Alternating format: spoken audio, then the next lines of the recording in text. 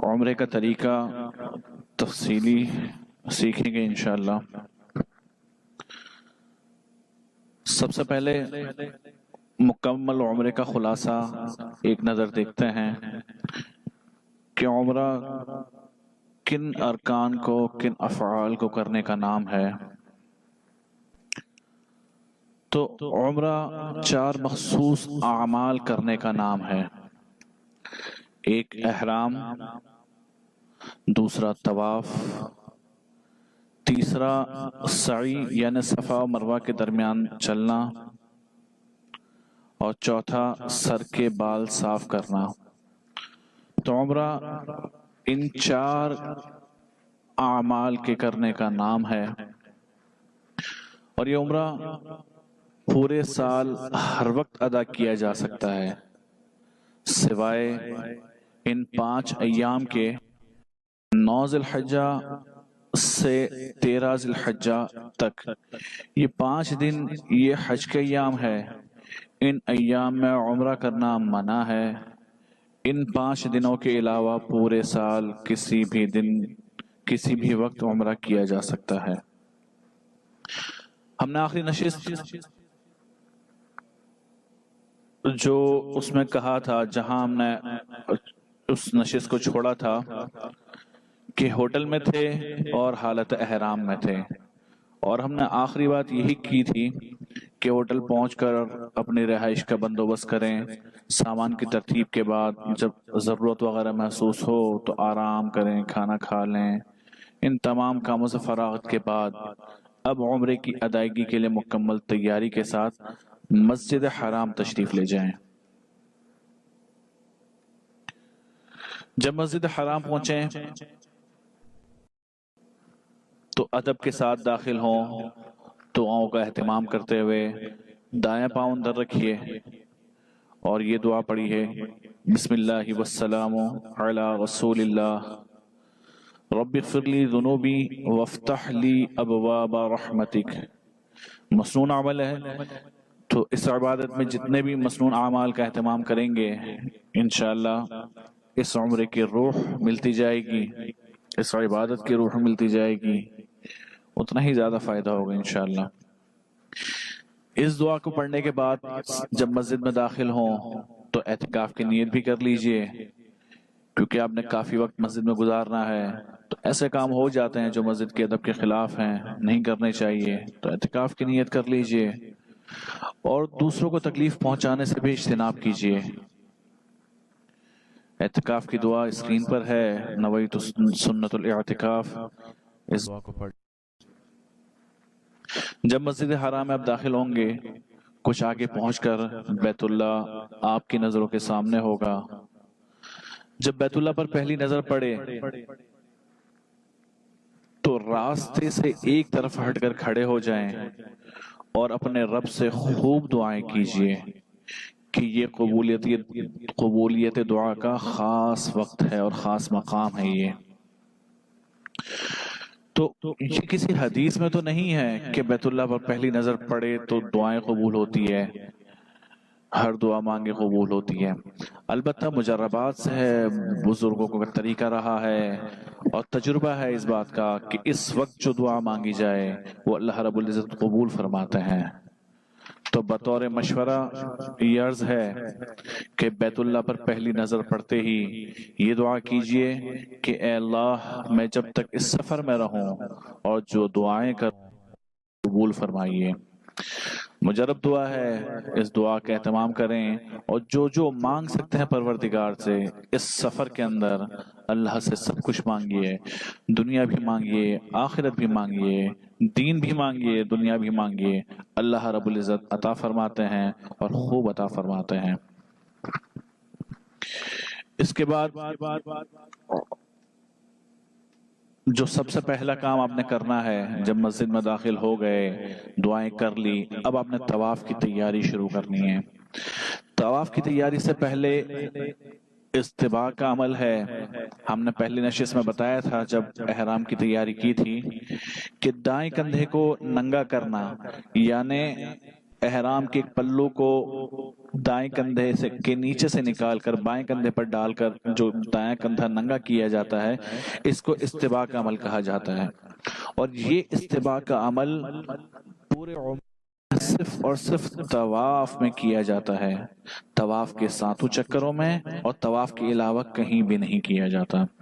تو استباء کر لیجئے، ساتھ میں یہ بھی یاد رہے کہ طواف با وضو ضروری ہے، وضو نہیں ہوگا تو طواف بھی نہیں ہوگا، اور اگر کسی نے بغیر وضو طواف کیا تو تب لازم ہوگا۔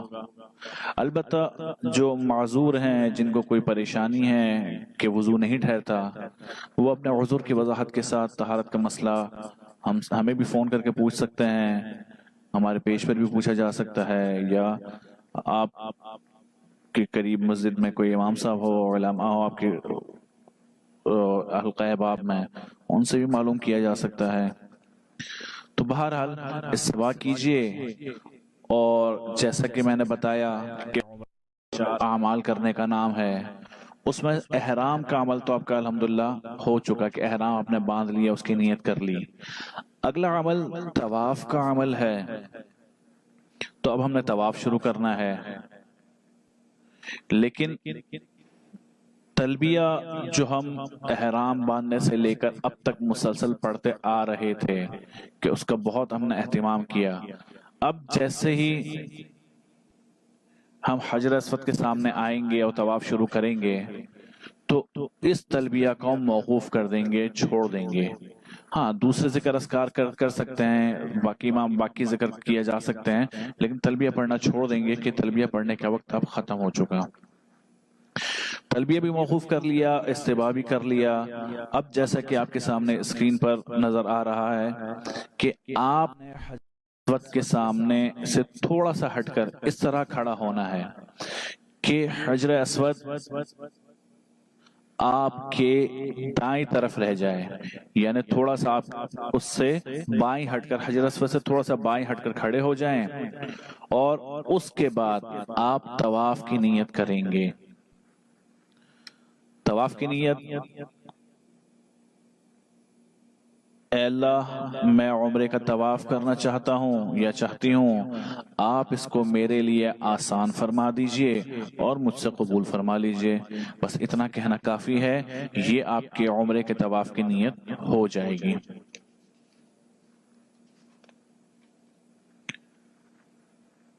اس کے بعد آپ حجر اسود کے بالکل سامنے، یعنی تھوڑا سا دائیں جانب کھسک کر حجر اسود کے بالکل سامنے، چونکہ رش ہوتا ہے وہاں پر، لوگ بہت زیادہ ہوتے ہیں، تو حجر اسود کے بالکل سامنے کی نشاندہی نہیں ہو پاتی۔ تو اس کا آسان طریقہ یہ ہے کہ جیسے آپ کو اسکرین پر نظر آ رہا ہے کہ بالکل پیچھے ایک سبز لائٹ لگی ہوئی ہے۔ یہ سبز لائٹ تمام فلورز کے اوپر لگی ہوئی ہے، گراؤنڈ فلور پر بھی ہے، اوپر فلور پر بھی ہے، بیسمنٹ میں بھی ہے، ہر جگہ لگی ہوئی، ہر فلور کے اوپر لگی ہوئی ہے، جیسے کہ آپ کو اسکرین پر نظر آ رہا ہے یہاں پر۔ تو اس سبز لائٹ کو بالکل اپنی پشت پر رکھیے۔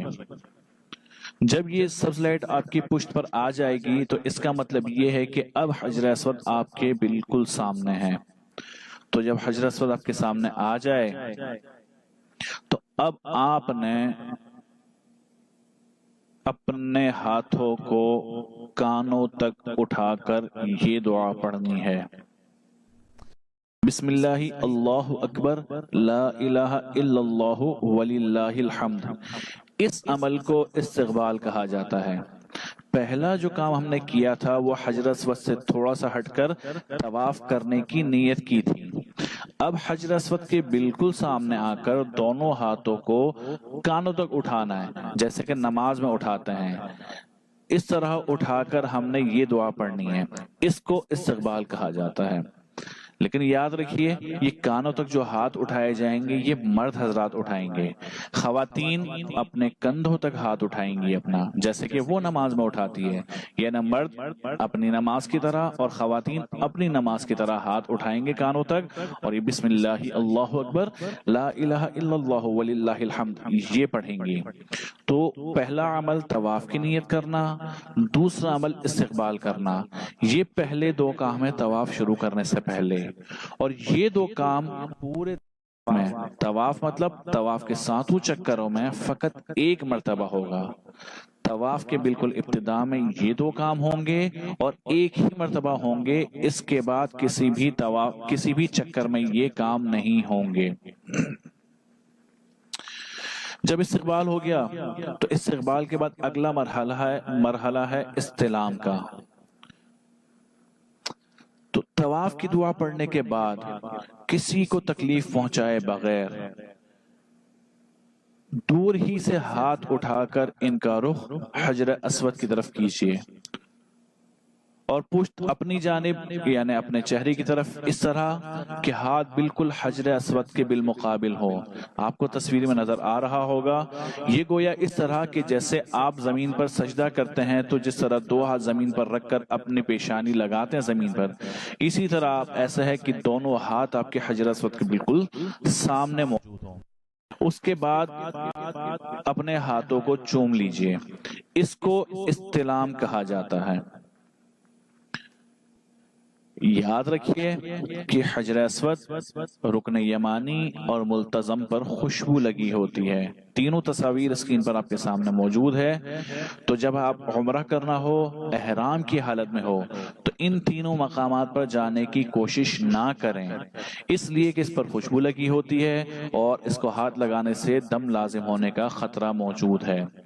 تو حجر اسود کو بوسہ دینے کی کوشش نہ کریں، دور سے ہی اشارہ کر کے، جیسے کہ تصویر میں موجود تھا، یہ تصویر آپ کے سامنے ہے، دور سے ہی اشارہ کریں اور اپنے ہاتھوں کو چوم لیں، اس کو استلام کہا جاتا ہے۔ یاد رکھیے استلام یعنی حجر اسود کو بوسہ دینا یا ہاتھ لگانا یہ مسنون عمل ہے۔ کسی مسلمان کو تکلیف پہنچانا یہ حرام کام ہے۔ یہ ممکن ہی نہیں کہ آپ حجر اسود تک جائیں، اس کو بوسہ دیں اور کسی دوسرے مسلمان کو تکلیف نہ پہنچے۔ رش ہوتا ہے، وہاں جائیں گے دھکے دے کر پہنچیں گے، اور اگر ایسا ممکن ہے کہ بغیر ایذے مسلم کے بوسہ دینے کا موقع ملے تو درست ہے، ورنہ جائز نہیں ہے۔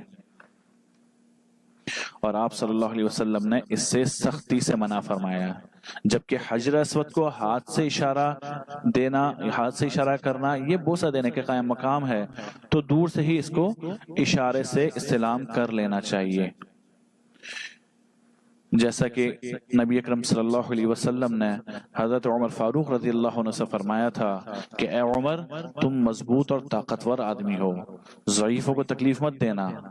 جب حجر اسود کے استقبال کے لیے آؤ تو دیکھ لو، اگر خالی ہو، رش نہ ہو تو بوسہ لے لو، ورنہ تو ہاتھ کے اشارے سے استقبال کرتے ہوئے تکبیر کہہ لو۔ تو آپ صلی اللہ علیہ وسلم نے اپنے قریبی ساتھیوں کو بھی اس سے منع فرمایا۔ دوسرا ایک غلطی ہم یہ کرتے ہیں کہ عجیب سا ہم نے عقیدہ رکھا ہوا ہے حجر اسود کے ساتھ، کہ یہ حجر اسود کے بارے میں ہم خیال کرنا کہ بذات خود نفع و نقصان پہنچا سکتا ہے۔ کیسے بعض حضرات اس کا استعلام کرتے ہیں اور اپنے پورے بدن پر اور بچوں کے بدن پر ہاتھ پھیرتے ہیں، یہ سوچتے ہیں کہ شاید اس سے کوئی ہمیں نفع پہنچے گا یا وہاں کی کوئی برکتیں ہمیں ملیں گی۔ ایسا نہیں ہے، نفع و نقصان کی ذات صرف اللہ تعالیٰ کی قدرت میں ہے، ورنہ اس حجر اسود، اس پتھر کے اندر یہ طاقت نہیں ہے کہ ہمیں نفع پہنچائے یا نقصان پہنچائے۔ جیسا کہ حضرت عمر فاروق رضی اللہ عنہ کا واقعہ آپ نے سنا ہوگا کہ آپ رضی اللہ عنہ نے حجر اسود کو بوسہ دیا اور فرمایا کہ مجھے علم ہے کہ تو صرف ایک پتھر ہے، تو نہ تو نقصان پہنچا ہے اور نہ ہی نفع۔ اگر میں نے اللہ کے رسول صلی اللہ علیہ وسلم کو تجھے بوسہ دیتے ہوئے نہ دیکھا ہوتا تو میں تجھے بوسہ نہ دیتا۔ تو صحابہ کرام رضی اللہ عنہ مجمعین کا عمل ہمارے لیے قابل اتباع ہے کہ اسی کی ہمیں اتباع کرنی چاہیے، اور اپنی طرف سے کوئی تصور، کوئی عقائد جو ہے ان چیزوں سے منسوب نہیں کرنے چاہیے۔ بہرحال استلام کر لیا، استلام کے بعد اپنی دائیں جانب سے طواف شروع کر دیں، جیسا تصویر میں آپ کے سامنے ہے کہ جب دائیں طرف سے آپ طواف شروع کریں گے تو حجر اسود بیت اللہ آپ کے بائیں جانب رہ جائے گا۔ تو اب یہ طواف کرنا شروع کیجئے۔ ایک بات یاد رکھیے کہ حجر اسود کے استلام کے علاوہ دوران طواف خانہ کعبہ کی طرف سینہ کرنا یا پشت کرنا جائز نہیں۔ بعض لوگ ہوتے ہیں کہ طواف کرتے ہوئے مستقل بیت اللہ کو دیکھتے رہتے ہیں، اس کی طرف اپنا سینہ بھی کرتے ہیں اور مستقل دیکھتے رہتے ہیں، تو یاد رکھیے یہ جائز نہیں ہے۔ بس جس وقت استلام کرنا ہو اس وقت جو ہے اس کی طرف دیکھیں اور پھر طواف شروع کریں۔ پورے طواف میں اپنی نظریں سامنے کی طرف رکھیے، بیت اللہ کو دیکھنے کی کوشش نہ کریں۔ ہاں اگر نظر پڑ جاتی ہے تو کوئی بات نہیں، لیکن باقاعدہ جو ہے آپ اس کو نہ دیکھیں۔ رمل، طواف کی ابتدائی 3 چکروں میں رمل کیا جاتا ہے اور باقی 4 چکر میں عام رفتار سے چلنا ہوتا ہے۔ رمل کا مطلب ہوتا ہے پہلوانوں کی طرح ذرا تیزی سے اپنے شانوں کو یعنی کندھوں کو ہلاتے ہوئے ہلکی سی دوڑ والی صورت بنا کر چلنا، یعنی دوڑنا نہیں ہے، بس قدموں کو تیز کر دینا ہے اور اپنے کندھوں کو اکڑا لینا ہے، شانوں کو اچکا کر چلنا ہے، گویا کوئی پہلوان چل رہا ہو۔ تو طواف کے ابتدائی 3 چکروں میں یہ رمل ہوگا اور باقی 4 چکروں میں رمل نہیں کریں گے۔ اور یاد رکھیے صرف مردوں کے لیے ہے، عورتیں رمل نہیں کریں گی بلکہ وہ اپنی عام رفتار سے چلیں گی، رمل صرف مرد حضرات کریں گے۔ اس کے علاوہ جو نفلی طواف عمرے کے علاوہ عام کپڑوں میں ہم کریں گے اس میں نہ تو استباع کا عمل ہوگا جو ہم نے دائیں کندھا ننگا کیا تھا اور نہ ہی رمل کریں گے۔ یہ دونوں کام فقط اس طواف میں کریں گے جس میں ہم احرام باندھیں گے۔ نیز اس کے علاوہ صفا مروہ کی سعی بھی نفلی طواف کے بعد نہیں ہوگی۔ نفلی طواف میں نہ ہم استباع کریں گے، نہ ہم رمل کریں گے اور نہ ہی اس کے بعد سعی کریں گے۔ ہاں البتہ 2 رکعت نماز جس کو ہم واجب الطواف کہتے ہیں، یہ ہر طواف کے بعد پڑھیں گے، چاہے وہ نفل طواف ہو، چاہے عمرے کا طواف ہو، کوئی بھی طواف ہو، ہر طواف کے بعد کریں گے۔ اور ہر طواف کا مطلب 7 چکر ہوتا ہے، چکروں کا نام ایک طواف ہوتا ہے، یعنی ہر 7 چکر کے بعد ہم یہ 2 رکعت پڑھیں گے۔ طواف کرتے ہوئے جب ہم رکن یمانی پر پہنچیں گے، رکن یمانی جیسا تصویر میں واضح ہے یہ حجر اسود سے پہلا والا کارنر ہے بیت اللہ کا۔ جب یہاں پر ہم پہنچیں گے تو اس کو دونوں یا دایاں ہاتھ لگانا مسنون ہے، البتہ احرام کی حالت میں، چونکہ پہلے ہی بتا چکے ہیں کہ رکن یمانی پر خوشبو لگی ہوتی ہے، ہاتھ لگانے سے اجتناب کرنا چاہیے ورنہ دم کا خطرہ ہے، کیونکہ رکن یمانی پر خوشبو لگی ہوتی ہے۔ تو جب حالت احرام میں ہو تو اس کو ہاتھ لگانے کی کوشش نہ کریں بلکہ اس کے پاس سے گزر جائیں۔ یاد رکھیے رکن یمانی کا چومنا، اسی طرح سے ہاتھ لگانا اور ہاتھ کو چومنا یہ ثابت نہیں۔ رکن یمانی پر جو کام آپ نے کرنا ہے جب آپ حالت احرام میں نہ ہو تو موقع ہو تو دونوں ہاتھوں سے اس کو چھو لیجئے، ممکن نہ ہو تو فقط دایاں ہاتھ سے چھو لیجئے اس کو۔ اگر یہ بھی ممکن نہ ہو تو بس چپ چاپ یہاں سے دعائیں کرتے ہوئے گزر جائیں۔ بعض لوگ کیا کرتے ہیں کہ اس کو بوسہ دیتے ہیں، اس کو بوسہ دینا ثابت نہیں۔ بعض لوگ کیا کرتے ہیں کہ رکن یمانی کو ہاتھ لگا کر ہاتھوں کو بوسہ دیتے ہیں، ہاتھوں کو چومتے ہیں، تو یہ بھی جائز نہیں۔ اور بعض لوگ کیا کرتے ہیں کہ جب طواف کے دوران اس کے رکن یمانی کے پاس جانے کا موقع نہیں ملتا تو دور سے ہی اس کو اشارہ کرتے ہیں، تو یہ بھی ثابت نہیں۔ اگر اس کو ہاتھ لگانے کا موقع مل جائے تو ہاتھ لگا لیں، اور ہاتھ لگانے کا موقع نہیں ملتا تو اب آپ نے کچھ نہیں کرنا بلکہ سیدھا طواف کرتے ہوئے آگے بڑھ جائیے۔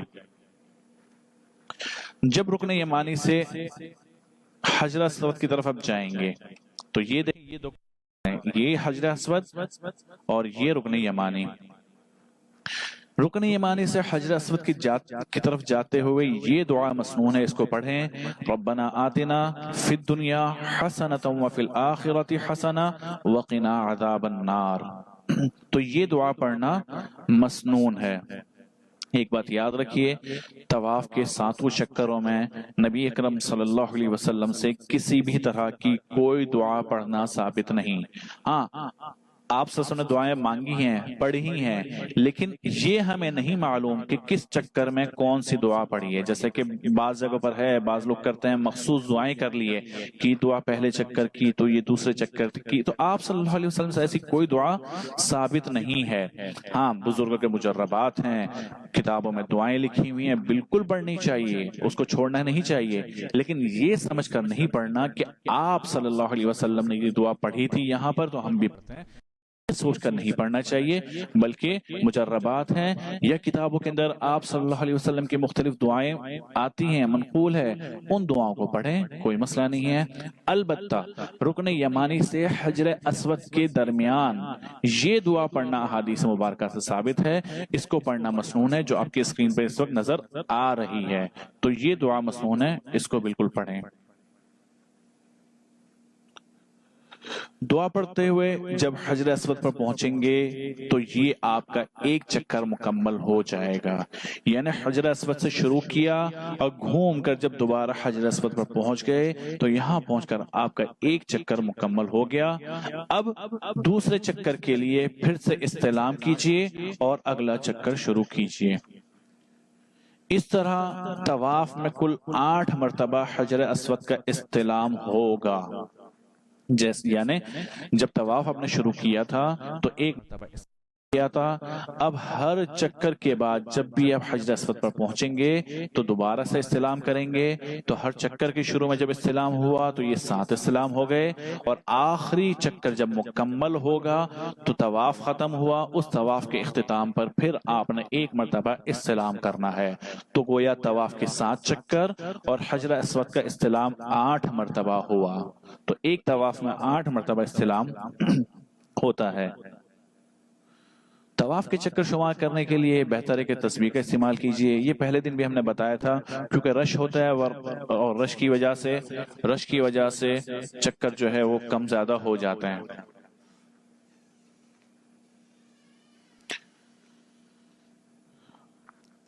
جی، یہ میں پہلے بتا چکا ہوں کہ طواف میں ہاتھ کانوں کے مقابل جو اٹھانے ہیں یہ صرف استقبال یعنی استقبال حجر اسود میں اٹھائے جائیں گے۔ طواف کے بالکل ابتدا میں ایک مرتبہ یہ عمل ہوگا، اس کے علاوہ یہ عمل نہیں ہوگا، اور یہ بات بتا چکا ہوں کہ دوران طواف نبی اکرم صلی اللہ علیہ وسلم سے کوئی مخصوص دعا ثابت نہیں ہے۔ کوئی بھی دعا مانگیں، آپ صلی اللہ علیہ وسلم سے منقول اور دعائیں ہیں وہ بھی پڑھ سکتے ہیں، بزرگوں کی دعائیں ہیں جو کتابوں میں ملتی ہیں وہ بھی پڑھ سکتے ہیں، اپنی زبان میں دعائیں مانگنا یہ بھی بہتر ہے کہ دل میں جو جو دعائیں آتی ہیں وہ سب پروردگار سے مانگیے۔ تو 7 چکر کے بعد جب آپ نے استعلام کیا، 8واں استعلام کیا، تو یہاں آ کر آپ کا طواف مکمل ہوتا ہے۔ اب استباء یعنی دایاں کندھا جو ہم نے کھلا رکھا تھا اس کو ختم کر دیجئے اور کھلے ہوئے کندھے کو ڈھانپ لیجئے۔ تو جیسا کہ شروع میں نے عرض کیا تھا کہ یہ استباء کا عمل صرف طواف میں ہوتا ہے اور طواف کے علاوہ کہیں بھی نہیں ہوتا۔ لیکن بعض لوگ کیا کرتے ہیں کہ جیسا کہ میں نے شروع میں بتایا کہ طواف کے ابتدائی 3 رمل ہوتا ہے، وہ پہلوانوں کی طرح کندھے اکڑ کر جو چلنا جس کو رمل کہا جاتا ہے، یہ ابتدائی 3 چکروں میں ہوتا ہے۔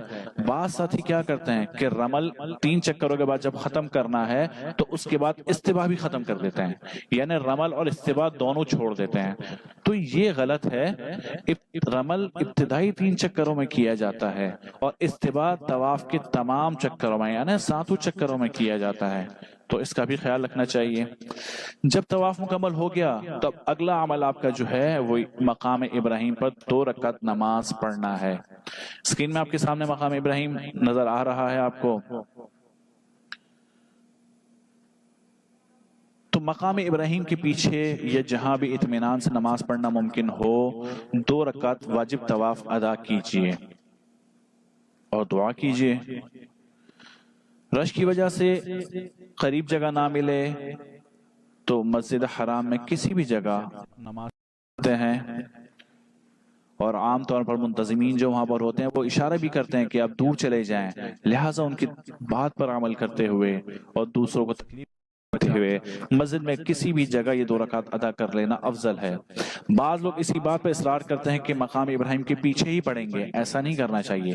پوری مسجد میں کسی بھی جگہ پر یہ نماز پڑھی جا سکتی ہے، اور اگر آپ کی نیت یہ ہوگی کہ میں مسجد میں دور کسی مقام پر یہ 2 رکعت پڑھتا ہوں اس لیے تاکہ باقیوں کو تکلیف نہ ہو، تو انشاءاللہ یہ پڑھ لینا، اس طرح پڑھنا زیادہ افضل ہے، اور انشاءاللہ اس کا ثواب بھی زیادہ ہوگا۔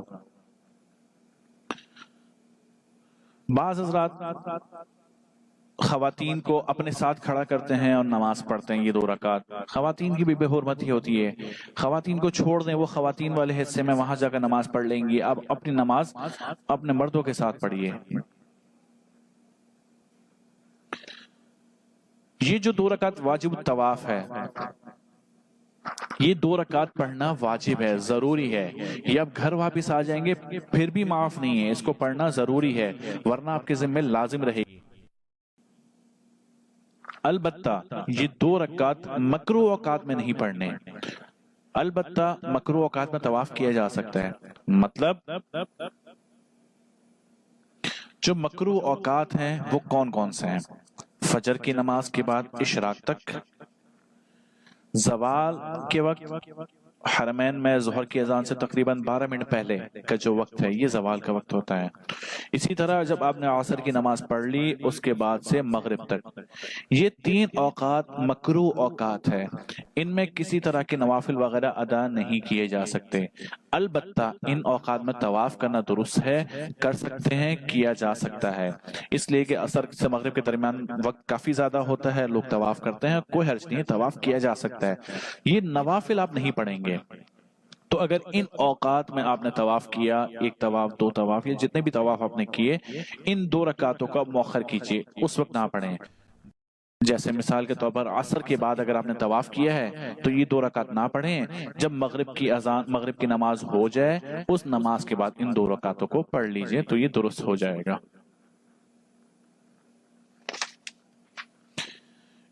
2 رکعت پڑھنے کے بعد جب طواف سے فارغ ہو جائیں تو ممکن ہو، آسانی ہو تو ملتزم پر آئیے اور اللہ سے دعائیں مانگیے، لیکن پھر وہی بات کہ ملتزم پر خوشبو لگی ہوتی ہے، اس کو چھونے کی کوشش نہ کریں۔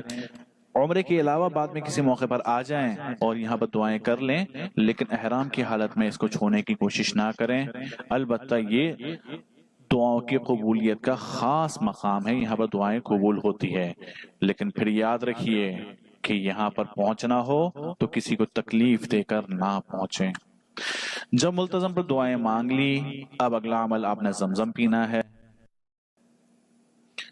ملتزم پر دعا کے بعد خوب جی بھر کا زمزم پیجئے اور یہ دعا مانگیے، اللہم انی اسألک علما نافعا ورزقا واسعا وشفاء من کل داء، کہ اے اللہ میں آپ سے نفع دینے والا علم، کشادہ روزی اور ہر بیماری سے شفا مانگتا ہوں۔ مسنون عمل ہے، دعا کرنی چاہیے یہ بالکل۔ البتہ ایک غلطی کی اصلاح ضروری ہے کہ مسجد الحرام میں مختلف مقامات پر مردوں اور عورتوں کے لیے زمزم کے لیے الگ الگ مقامات بنائے گئے ہیں، لیکن غلطی عموماً یہ غفلت دیکھنے میں آتی ہے کہ مرد عورتوں کے لیے مخصوص زمزم پینے کی جگہ سے اور عورتیں مردوں کے لیے مخصوص زمزم پینے کی جگہ سے پیتے ہیں، جیسا کہ تصویر میں واضح ہے، لکھا ہوا بھی ہے یہاں پر کہ ویمن اونلی، دوسری زبان میں بھی لکھا ہوا ہے، تصویر بھی بنی ہوئی، یہاں پر سارے مرد حضرات کھڑے ہیں اور یہ پانی پی رہے ہیں۔ اسی طرح یہی کام خواتین بھی کرتی ہیں کہ دیکھیں یہ لکھا ہوا ہے کہ مین اونلی، مردوں کی جگہ ہے، لیکن ساری خواتین یہاں پر جمع ہیں اور وہ پانی پی رہی ہیں، ایسا نہیں کرنا چاہیے، کسی کو تکلیف نہ دیں۔ ایک نصیحت سمجھ لیں آپ اس کو کہ یہ یاد رکھیے، پورے عمرے کے عمل میں، پورے سفر کے عمل میں اس بات کی کوشش کی، تہیہ کر لیجئے اس بات کا کہ اپنی ذات سے کسی کو تکلیف نہیں پہنچاؤں گا۔ جب آپ نے یہ نیت کر لی اور اس کی کوشش کر لی تو یاد رکھیے جب آپ دوسروں کو تکلیف سے بچائیں گے، اللہ رب العزت اس پورے سفر میں آپ کو بھی تکلیف سے بچائیں گے۔ تو کوشش کریں کہ دوسروں کا اپنی ذات سے کوئی تکلیف نہ پہنچائے۔